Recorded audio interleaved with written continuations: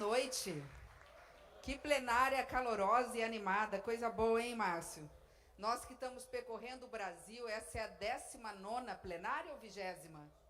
19ª plenária, para você ver como a gente está andando, né? Afinal, manda quem pode, obedece quem tem juízo. O presidente falou, Lula me chamou, a mim, ao Márcio, falou, vocês não vão fazer o PPA no gabinete de vocês, não. Vocês vão andar todas as capitais do Brasil para ouvir o que o povo quer. Falei, sim, senhor, só não bati continência, porque continência lembra algumas coisas que a gente não quer, que é do passado e vai ficar do passado. E se Deus quiser, por 8 anos, não vai ter direito sequer de exercer a cidadania através da sua candidatura. Eu vou pedir licença às autoridades para cumprimentá-los todos, meus queridos amigos e companheiros de jornada, ministros Márcio Macedo, ministra Marina e ministro Silvio, pedir autorização para as demais autoridades que se fazem aqui presentes, para cumprimentar as verdadeiras autoridades, as suas excelências, o povo brasileiro. Então, quero cumprimentar as autoridades através de todos vocês, cumprimentando todos os movimentos que falaram aqui. Vocês já falaram por nós. PPA participativo é aquele que o povo fala e as autoridades escutam. E é isso que nós viemos fazer aqui. E eu anotei tudo que vocês falaram. Na minha letra, que ninguém entende, eu posso largar o papelzinho aí, vocês podem levar para casa, que ninguém vai conseguir entender o que está escrito aqui. Né? Eu anotei tudo, porque é o nosso papel depois entregar para o Congresso Nacional, dia 31 de agosto, o planejamento feito pelo povo brasileiro. O meu ministério tem 2 atribuições. Eu brinco e falo, desculpa porque eu estou de costas aqui, mas dizem que anjo não tem costas, né? Eu só esqueci de dizer que eu não sou anjo, mas tudo bem. Mas eu peço desculpa, realmente, mas eu costumo dizer que o meu ministério é um ministério que tem 2 corredores. O corredor do poder e o corredor do querer. O Ministério do Orçamento é aquele Ministério do Poder. Pode ou não pode, tem orçamento ou não tem orçamento, tem espaço fiscal ou não tem espaço fiscal, tem dinheiro ou não tem dinheiro. Este é o Ministério do presente, do hoje, do apagar fogos. A gente funciona como um bombeiro. Enquanto eu conversava com vocês, meu celular teve pelo menos 3 ministros pedindo dotação orçamentária. O Márcio já fez a solicitação dele hoje pela manhã, dizendo o seguinte, dá para fazer remanejamento de 10 milhões, de 5 milhões? E tudo é necessário, tudo é urgente, porque nós passamos 4 anos gastando muito e gastando mal. Nós tivemos um governo que não investiu naquilo que o povo efetivamente precisava. Nunca se gastou tanto. Tirando 2020, que é um ano necessário, que nós tivemos uma pandemia e tivemos que gastar mais por necessidade, nós tivemos, além deste ano, 3 anos, onde tivemos um governo que gastou mais do que podia e o dinheiro não chegou na ponta para quem mais precisa. Querem ver alguns exemplos? 4 anos sem se construir casa faixa 1, com Minha Casa Minha Vida, com a Caixa Econômica Federal, sem construir nenhuma. E aí vem alguém do movimento social pedindo moradia. 5 anos ou mais sem atualização da merenda escolar. Crianças lá na ponta, nos municípios mais distantes e mais pobres, tomando suco em pó, num país que é o maior produtor, exportador de laranja do planeta Terra, só perde para os Estados Unidos. Esta é a realidade que nós encontramos quando sentamos, presidente Lula como presidente, eu como ministra do Planejamento, Marina como ministra do Meio Ambiente, Silvio como ministro dos Direitos Humanos, Márcio como secretário-geral, ministro da Presidência da República. Poderia falar da farmácia popular, a gente poderia falar de muitas coisas. Este é o ministério que nós temos do orçamento.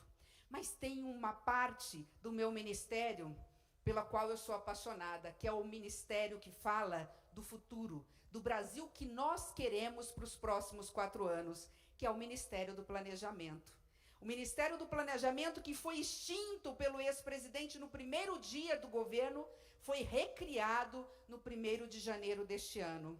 E o que esse ministério tem a ver com sonho e com esperança? Tudo. Esse ministério é que está lá pronto para, ouvindo vocês, colocar no orçamento brasileiro que nós vamos entregar dia 31 de agosto deste ano, todas as políticas públicas que foram apresentadas. Numa fala muito rápida, olha o que disse aqui a Ângela da Juventude. Nós queremos uma vida digna para a juventude e para isso precisamos fortalecer os conselhos. Isso significa participação da juventude na política brasileira. Precisamos preparar os nossos jovens para depois estar nos nossos lugares fazendo mais e melhor, porque a minha geração falhou com o Brasil.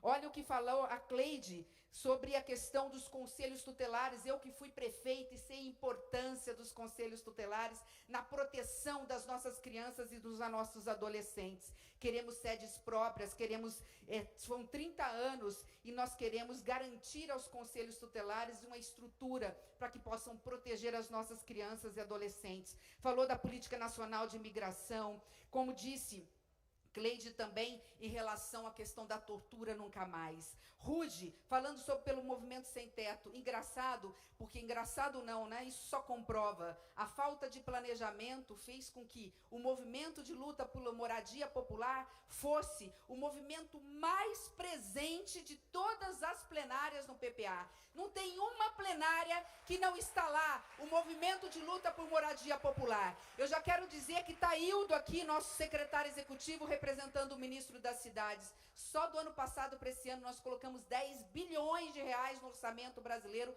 para a construção de moradias populares para quem ganha até 1 salário mínimo e meio até 2 salários mínimos. Falou aqui o Haroldo por economia solidária, segurança alimentar e combate à fome. Ele disse algo que é muito importante, a importância das cooperativas, de olhar pela agricultura familiar. Amanhã o presidente Lula está apresentando ao Brasil o Plano Safra, que é investimento com subsídio para garantir ao agricultor familiar que possa fazer aquilo que o agronegócio brasileiro, e eu sou do agro, não dá conta. O agro exporta, mas quem coloca comida na mesa do povo brasileiro, quem coloca feijão, quem coloca arroz, quem coloca mistura, quem coloca hortifruti grangeiros é a agricultura familiar, que precisa de proteção e precisa de garantia, que vai produzir e que a safra que produz vai ser imediatamente comprada para as nossas escolas, mas também vai estar lá para que nós possamos deixar nos momentos de vacas magras e poder abastecer a população. Falou aqui Ana Paula, pelas mulheres. Se eu começar a falar sobre isso, eu não paro, mas eu tenho que ser breve. Dizia dessa formidável ministra que é a Cida Gonçalves, da minha terra de Mato Grosso do Sul. Eu quero contar uma história muito rápida. Eu fui vice-governadora, a primeira mulher vice-governadora do meu estado.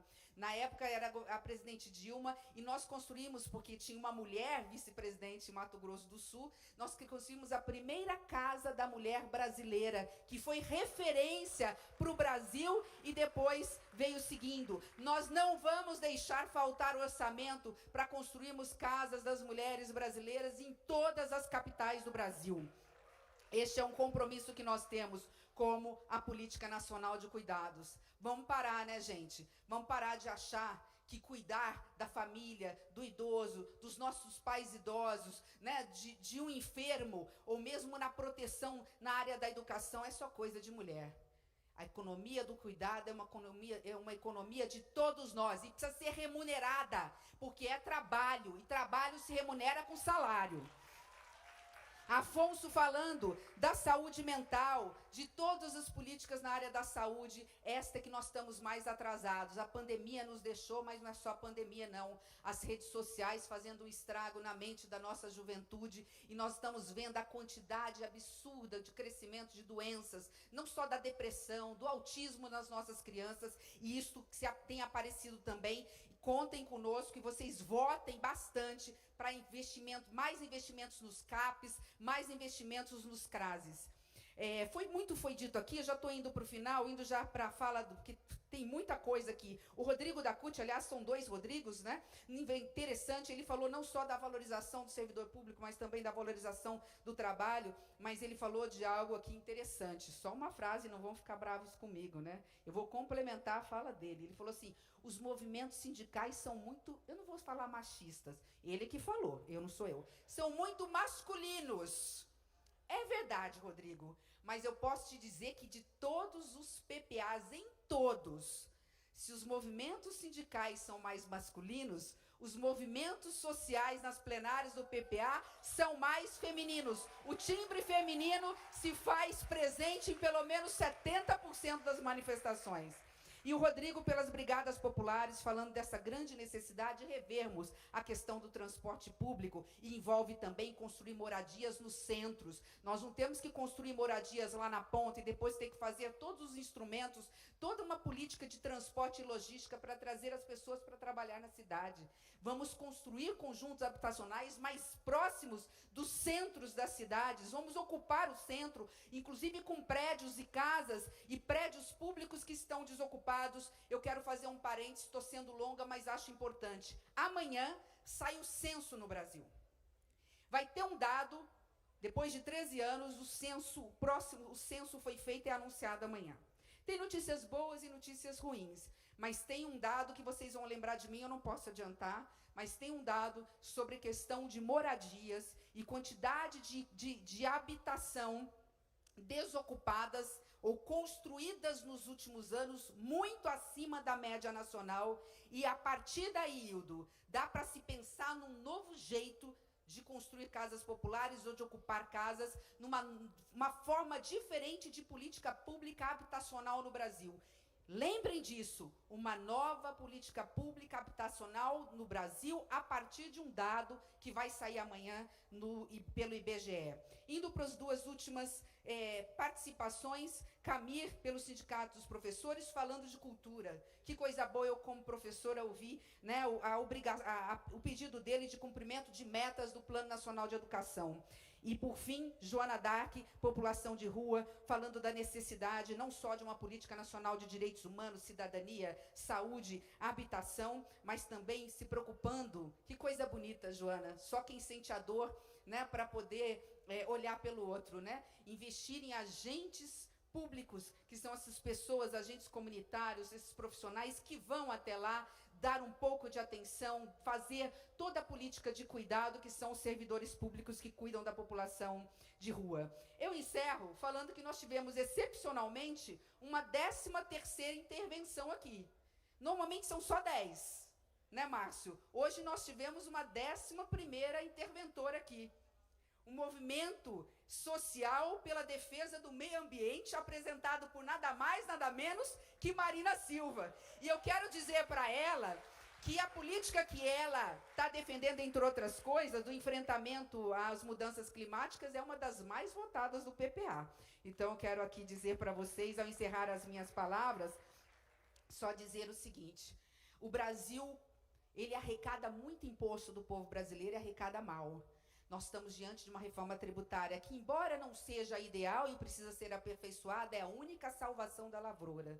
Se nós quisermos que um Brasil cresça de forma organizada, que gere emprego e renda para a população, emprego com carteira de trabalho assinada, renda significa mais salário para o trabalhador, nós precisamos reativar a indústria. E não há indústria nacional, não há indústria brasileira com esse sistema tributário que nós temos.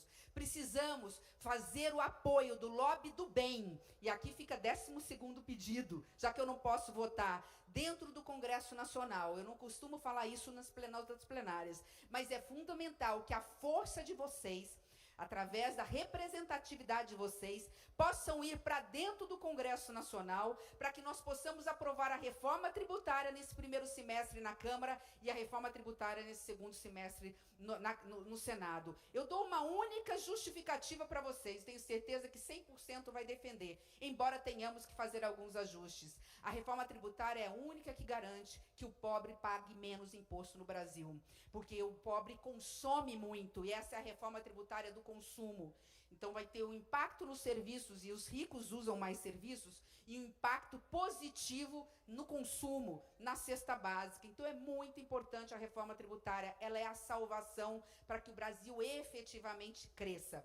E depois, a partir daí, que vocês possam fazer o lobby junto com o nosso deputado, que é o relator do PPA, para que o PPA não seja muito descaracterizado. Vai ter um debate democrático, muita coisa vai ser aperfeiçoada, o Congresso Nacional está aí para isso, mas que o esqueleto do PPA permaneça aprovado no Congresso Nacional. Aí sim, arrecadação e o planejamento vai ficar unido com o orçamento. Nós vamos, nesse cobertor que muitas vezes não consegue cobrir todas as políticas públicas, espichar um pouquinho o cobertor para cada lado, para poder atender um pouquinho cada política pública, cada sonho que vocês têm. No mais é isso. Determinação, a gente cumpre. O presidente disse, eu quero o pobre no orçamento. O que ele quer dizer com isso? Eu quero a primeira infância, eu quero a juventude, eu quero idoso, eu quero habitação, eu quero educação de qualidade, ensino integral para todos, eu quero curso profissionalizante, eu quero uma saúde decente, um SUS que efetivamente funcione, eu quero abrigar a todos, porque só é cidadão na fala imortalizada de Ulisses Guimarães. Quem mora, quem lê e escreve, quem se alimenta, quem tem um teto para morar, emprego e renda, e não vamos nos esquecer, quem tem lazer nos finais de semana. Fiquem com Deus, viva o DF, viva o Brasil, viva o presidente Lula, e nesses próximos 4 anos, esperem muito trabalho e dedicação dessa equipe maravilhosa, que está aqui para servir cada um e cada uma de vocês.